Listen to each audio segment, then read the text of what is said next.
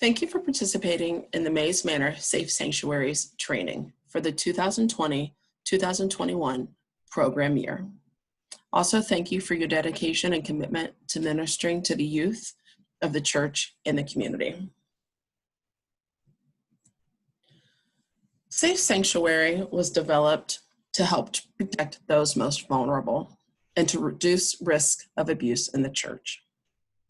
Vulnerable populations include minors, both children and adolescents, vulnerable adults who may have a legal guardian, attorney, or supportive family or peer group, persons with disabilities, refugees and immigrants, returning citizens, people who have experienced complex trauma. Abuse can take many forms. Abuse includes both physical and emotional, as well as neglect. There's also sexual abuse and ritual abuse. By definition, physical abuse is deliberate and intentional bodily harm. Emotional abuse would include exposure to spoken or unspoken violence or cruelty. Neglect would mean endangering health, welfare, and safety through absence or avoidance or lack of awareness of how to provide appropriate care. Sexual abuse, by definition, is contact or interaction for the purpose of sexual stimulation of the perpetrator or another person. And ritual abuse, by definition, is intentional physical, sexual, or psychological violence inflicted by another person or persons responsible for the victim's welfare. Abuse is acted on by perpetrators. Who are perpetrators? Generally, over 75% of trust are trusted by the victim. They thrive on blending in, secrecy, isolation, and manipulation. They exert power to control, harm, or exploit, intentionally seek out positions of authority, and often have experienced abuse or neglect themselves or have a developmental or intellectual disability. History of Safe Sanctuary began in 1996 at the General Conference of the United Methodist Church and was adopted as a resolution and aimed at reducing the risk of abuse in the church. In 2014, the West Ohio Conference adopted a resolution requiring that each congregation establish a safe sanctuaries policy and to review the policy annually. 2016, the West Ohio Conference Safe Sanctuary Task Force revised and recommended policies and procedures.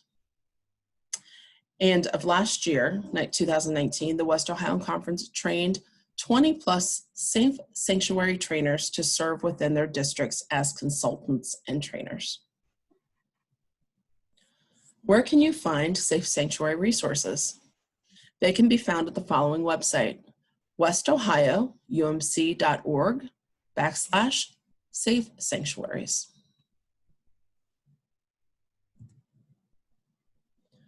Let's go over definitions. Definition of a child is 11 years old or younger. Youth would be 12 to 17 years old. Adults would be considered 18 years or older and has finished high school.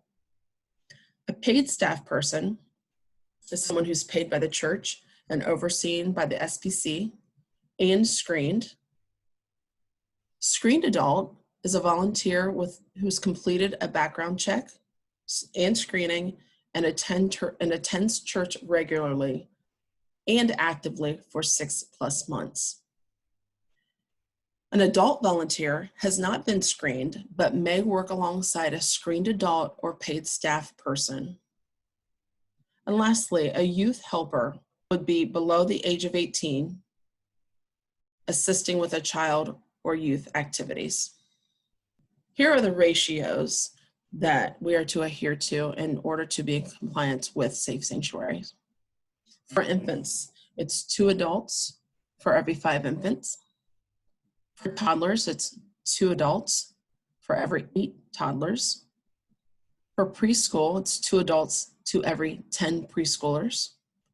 For elementary, it's 2 adults for every 15 elementary age child.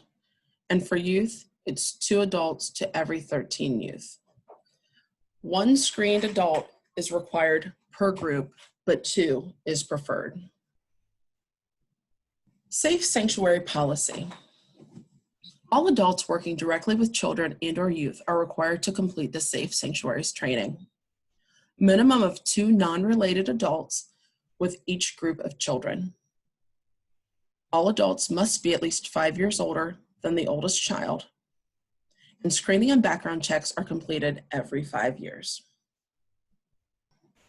At least 1 adult in each group should be CPR and first aid trained.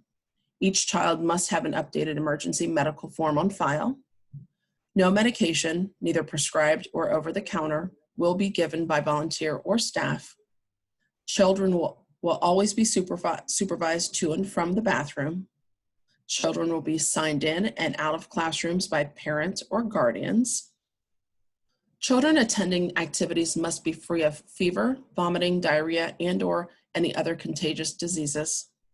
If a child is sick, parents or guardians need notified immediately for pickup.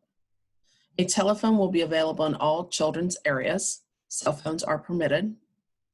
Follow all state mandated procedures for diaper changes, hand washing, toy cleanliness, and food prep. And visitors with children will be made aware of church policies and procedures.